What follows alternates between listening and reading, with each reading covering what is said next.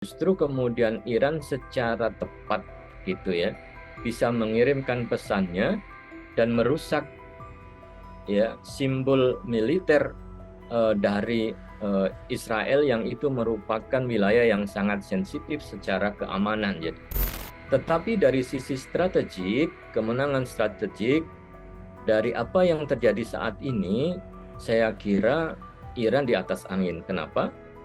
Serangan balik yang dilakukan oleh Iran itu justru ditegaskan bahwa mereka mengatakan kami mentargetkan kekuatan militer Israel, bukan rakyat sipil.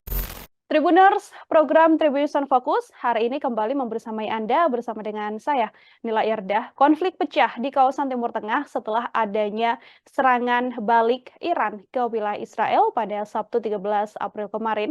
Serangan Iran ini adalah aksi balasan atas tindakan Israel, Tribuners, yang sebelumnya telah menyerang konsulat Iran di wilayah Damaskus. Lalu apakah serangan ini kemudian murni sebagai serangan balasan Iran ke Israel, ataukah mungkin ada maksud khusus di balik serangan yang dilancarkan oleh Iran ke wilayah Israel ini? Saya sudah tersambung dan akan membahasnya Tribuners bersama dengan pengamat Timur Tengah yang juga Kaprodi Kajian Timur Tengah dan Islam SG Universitas Indonesia, ada Bang Yon Mahmudi. Bang Yon, terima kasih banyak sudah bergabung. Apa kabar, Abang? Baik, terima kasih. Alhamdulillah, Nila. Terima kasih banyak. Ya, terima kasih juga saya sampaikan sudah menyempatkan waktunya Bang Yan berbincang bersama dengan saya terkait bagaimana kemudian Iran yang menggemparkan dunia juga karena melakukan serangan terhadap Israel begitu ya, untuk menjadi serangan balasan dari aksi yang sebelumnya sudah dilakukan oleh Israel. Saya ingin minta pengantar terlebih dahulu dari Abang, bagaimana melihat serangan balik yang kemudian dilakukan oleh Iran ke wilayah Israel sebagai balasan aksi yang dilakukan Israel di Damaskus ya Bang ya? Ya, kalau kita lihat dari dampak ya serangan yang dilakukan ya oleh Israel ke Damaskus, kemudian dibalas ya serangan itu oleh Iran ya ke wilayah Israel, maka ada beberapa hal yang harus kita perlu dalami. Pertama bahwa serangan Iran, maaf, kita mulai dari serangan Israel dulu ke Damaskus. Itu kan adalah sebuah wilayah yang menjadi simbol diplomasi Iran. Artinya bahwa serangan Israel itu secara otomatis juga dipahami sama dengan serangan Israel ke wilayah teritori Iran itu sendiri. Kenapa itu dilakukan? Nah, saya melihat bahwa Israel pada saat itu dalam posisi yang lemah dari dukungan internasional termasuk dari sekutunya. Ya, jadi itu sebuah kondisi yang tidak bisa kita pungkiri. Hmm. Dan semakin kuat tekanan dari dunia Barat adalah ketika Israel menyerang atau mengebom ya rombongan dari World Center Kitchen ya yang bertugas untuk memberikan makanan kepada orang-orang Gaza Palestina, dan isinya para relawan itu adalah berasal dari negara-negara Eropa. Nah, ini yang kemudian mendapat kecaman besar ya eh, eh, yang dilakukan oleh Israel, sehingga legitimasi Israel untuk terus melakukan serangan ke Gaza, termasuk rencana ke Rafah itu menjadi semakin kecil dukungannya. Nah, Hmm. dalam kondisi seperti itu, Israel ingin memperkuat kembali dukungan sekutu ya dari Eropa dan dari Amerika. Maka cara yang dilakukan adalah memperluas konflik dengan melibatkan Iran ya, di dalam konflik ini, karena diketahui bahwa Iran adalah musuh utama Amerika dan musuh juga ya negara-negara sekutunya plus juga negara-negara kawasan itu, perasaan Iran sebagai musuh masih kuat. Maka saya melihat bahwa serangan ke konsul yang ada di Damaskus itu adalah dalam perencanaan ya. Maka begitu Iran melakukan serangan balasan ya atas serangan Israel di wilayah konsulnya, yang terjadi adalah dukungan moral ya dari negara-negara Barat termasuk Amerika. Bahkan Amerika ikut aksi di dalam hal merespon menjatuhkan ya Amerika, Inggris, Prancis ya,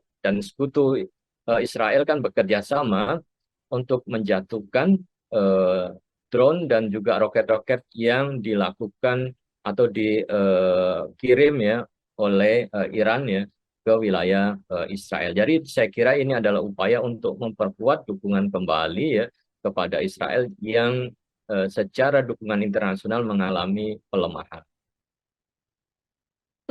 Itu kalau kemudian, aksi Israel menyerang wilayah Damaskus ini memang sudah direncanakan seperti itu, Bang Yon melihatnya. Lalu kemudian kalau balasan Iran sendiri, apakah kalau dari kacamata atau analisa Anda ini punya tujuan ganda? Di satu sisi membalas aksi dari Israel begitu ya, atau mungkin juga satu di antaranya adalah desakan bagi Israel agar kemudian menghentikan aksinya juga untuk terus menggempur Gaza, Bang?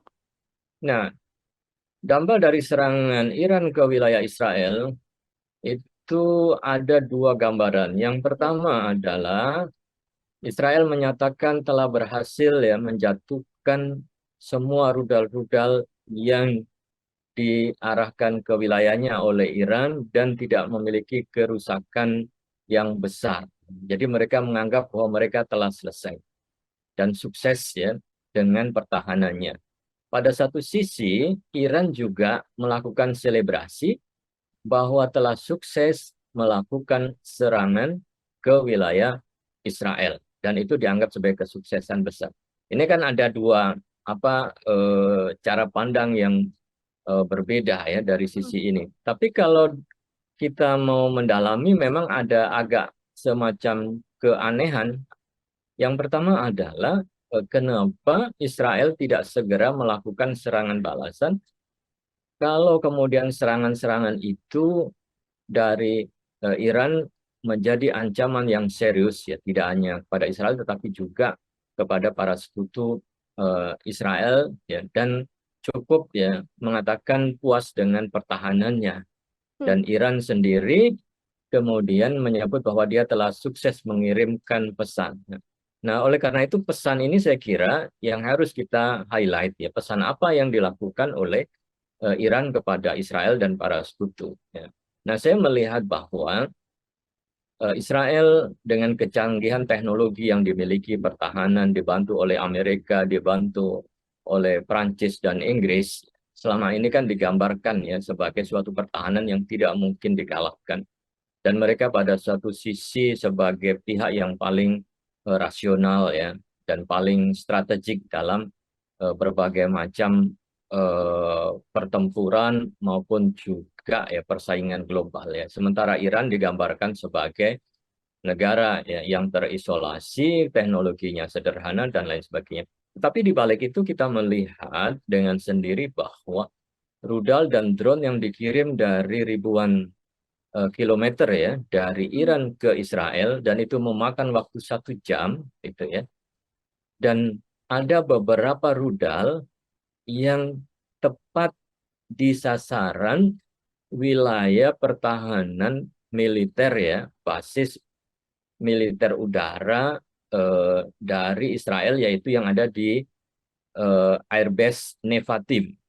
Nah, Airbase Nevatim ini adalah tempat pangkalan udara yang digunakan oleh pesawat-pesawat Israel untuk mengebom ya, wilayah di Gaza dan melakukan misi mengebom kantor konsul Iran.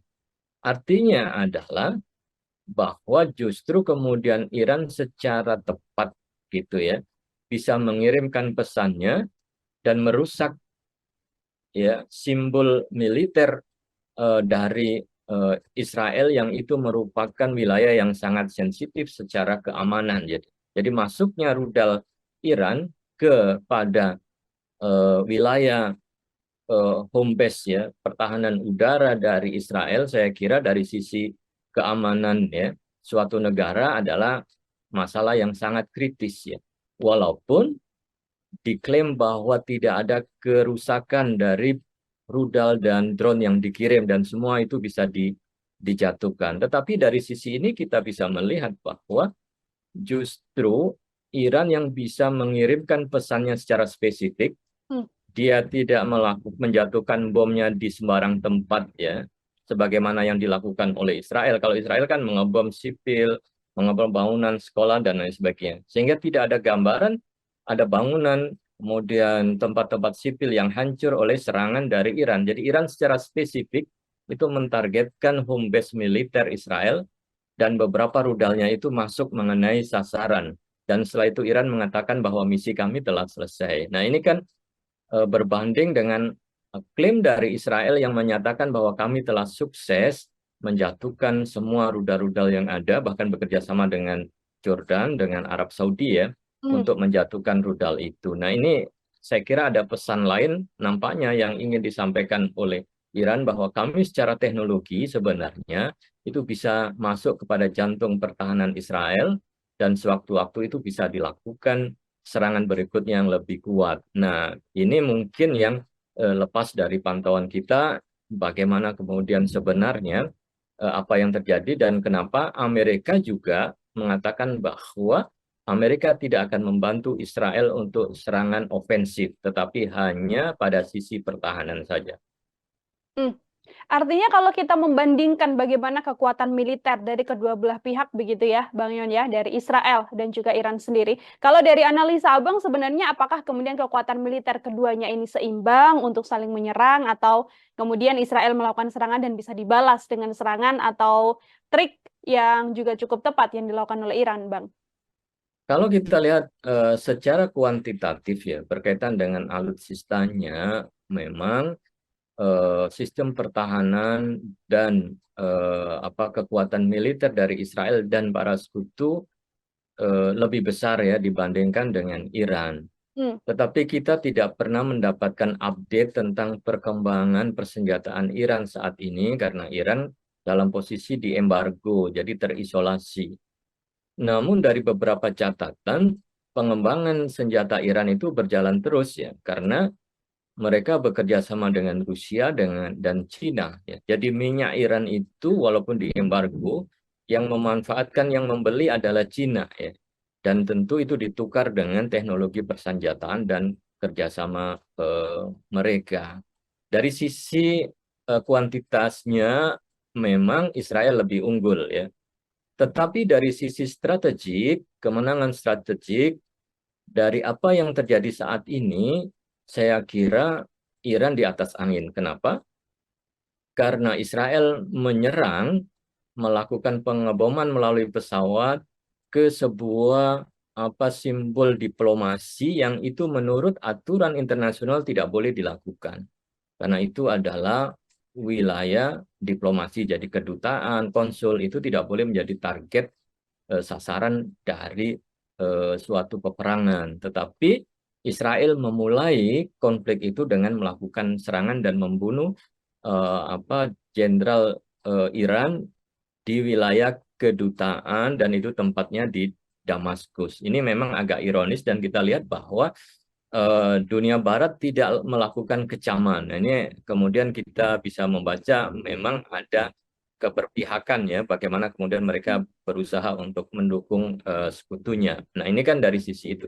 Kemudian serangan balik yang dilakukan oleh Iran itu justru ditegaskan bahwa mereka mengatakan kami mentargetkan kekuatan militer Israel, bukan rakyat sipil. Nah, ini tentu berbanding terbalik. Jadi sebagian besar senjata dan bom-bom yang dijatuhkan oleh Israel itu kapasitasnya, intensitasnya sangat banyak dan itu menyasar sipil. Sehingga dari sisi ini sebenarnya kemenangan strategisnya justru ada di balik Iran dibanding dengan Israel.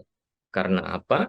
Kalau eskalasi itu berlanjut, Israel tidak mendapatkan dukungan dari Amerika dan sekutunya ketika Israel mau melakukan serangan balasan kepada Iran. Nah, ini kan bisa kita pahami dengan kekuatan yang sangat besar, harusnya kemudian Israel mau dan bisa melakukan serangan balasan, tetapi para sekutunya membatasi bahwa cukup dibantu mempertahankan Israel dari serangan Iran dan tidak dibantu dalam serangan balik karena dikhawatirkan akan menimbulkan perang global yang lebih luas dan nampaknya dunia tidak siap ya untuk menghadapi apa yang disebut dengan Perang Dunia Ketiga.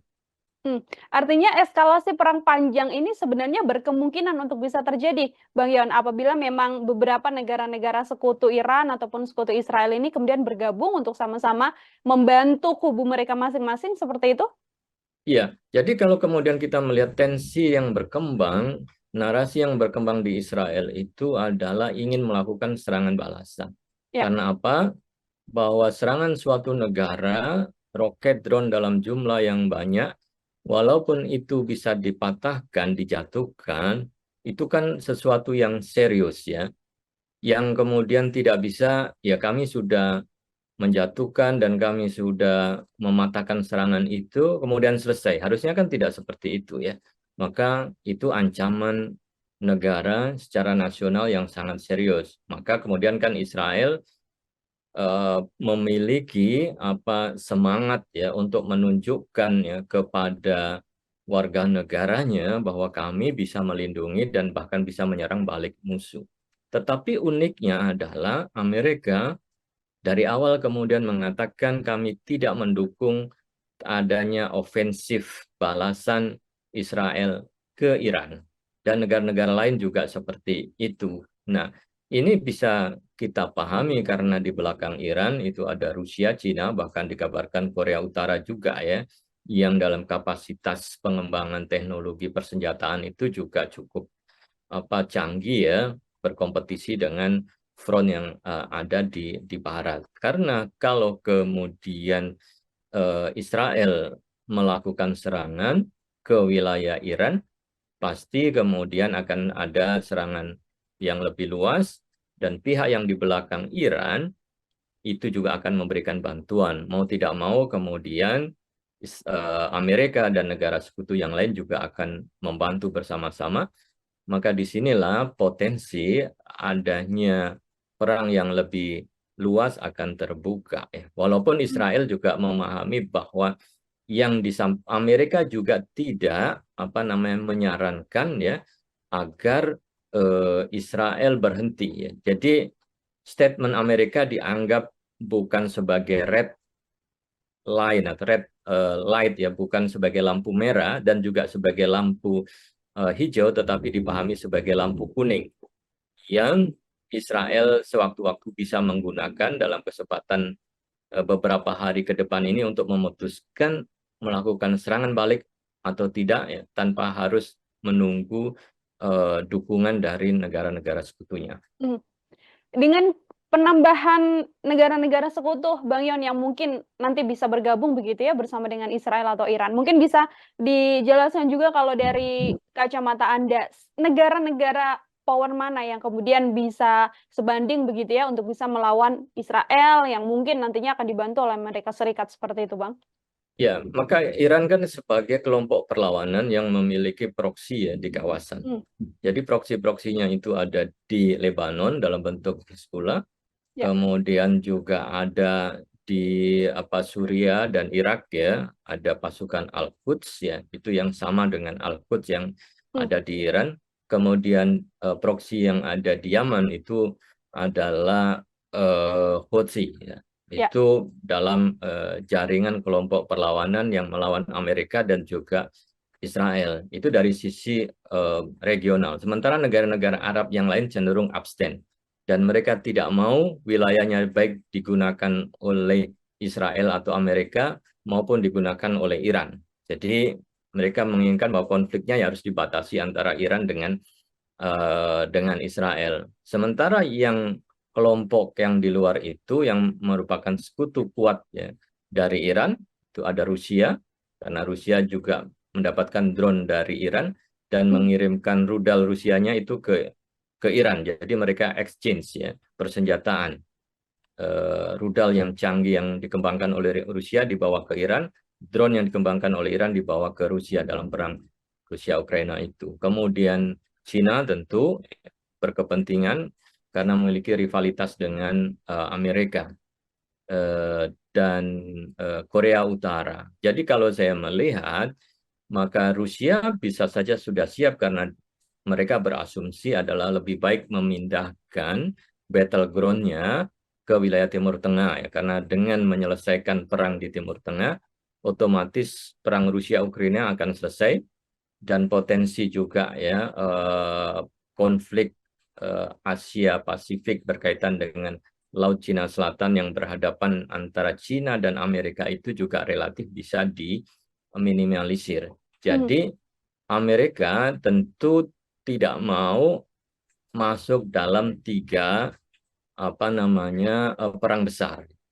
Jadi dia sudah cukup membantu Rusia Ukraina, siap-siap rivalitas dengan Cina, maka kalau dia masuk juga ketiga berarti akan menghabiskan energinya di tiga sektor potensi perang ini, dan ini pasti akan sangat melelahkan bagi Amerika dan juga bagi negara sekutunya, tetapi menjadi lebih efektif bagi Rusia dan Cina untuk kemudian masuk di dalam konflik ini.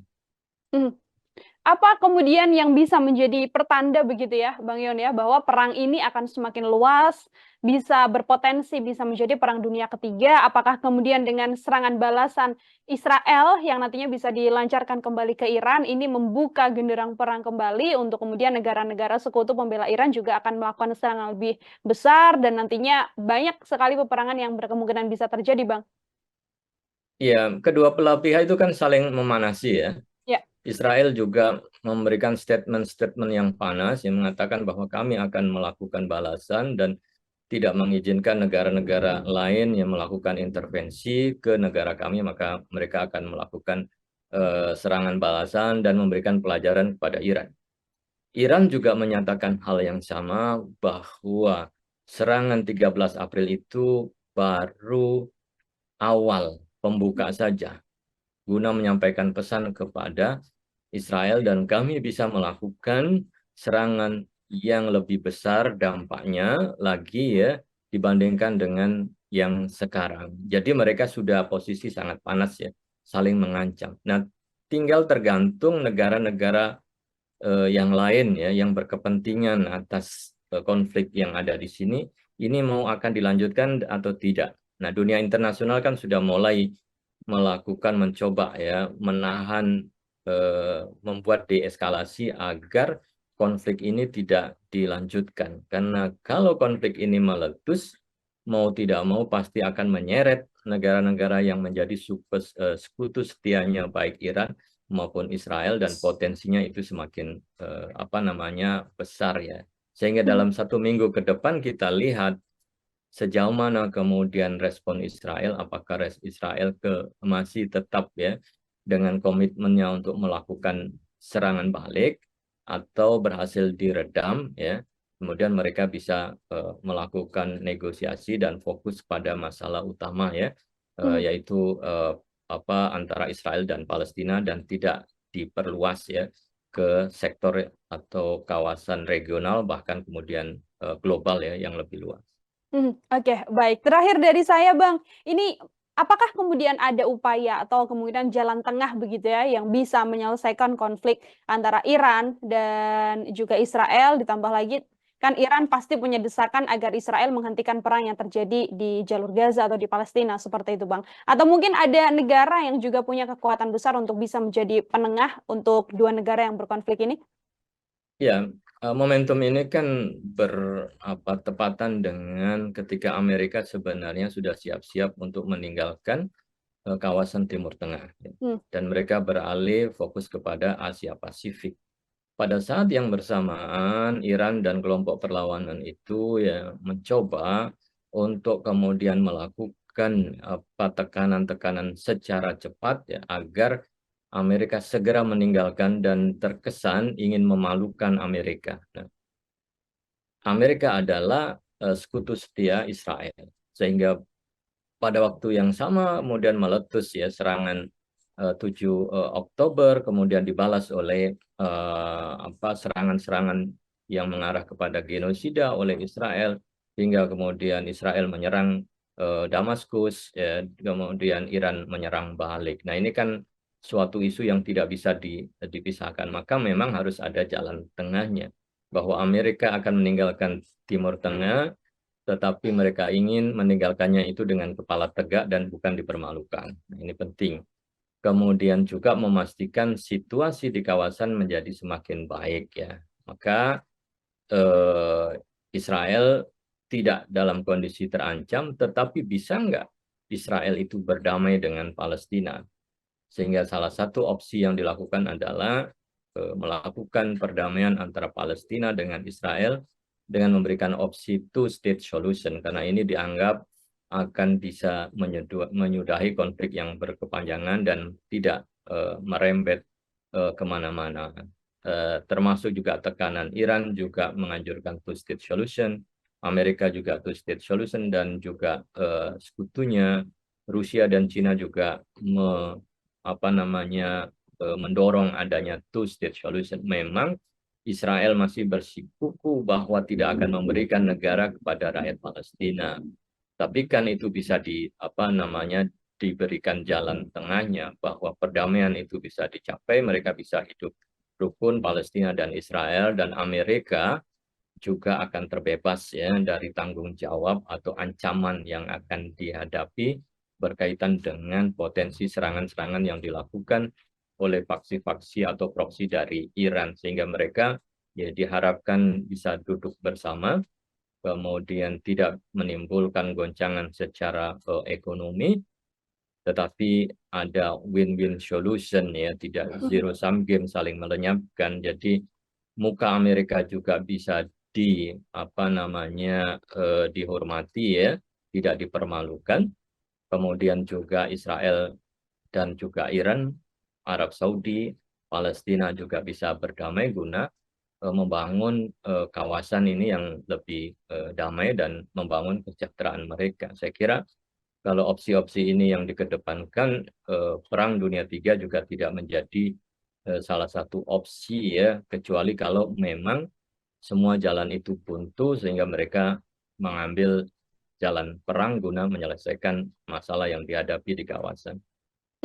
Baik, terima kasih banyak Bang Yon Mahmudi, Tribuners, pengamat Timur Tengah, membersamai kita hari ini dalam program Tribun Sound Focus. Terima kasih sekali lagi Bang Yon untuk kesempatannya berbincang bersama dengan terima kami. Kasih. Semoga di lain kesempatan kita bisa berbincang kembali. Waalaikumsalam warahmatullahi wabarakatuh. Download Tribun X sekarang, menghadirkan lokal menjadi Indonesia.